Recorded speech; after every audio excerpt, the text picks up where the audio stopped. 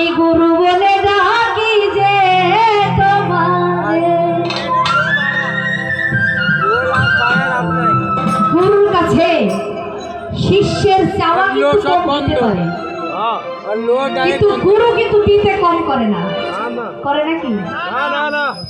আজকে এমন একজন ভাবের তৈরি পেয়েছি, এমন একজন গুরু আমি পেয়েছি, আমার চাওয়ার অভাব থাকলেও তার কিন্তু দেওয়ার অভাব হবে না, আশা করি। তাই আজকে আপনারা একটু ধৈর্য সহকারে বসে,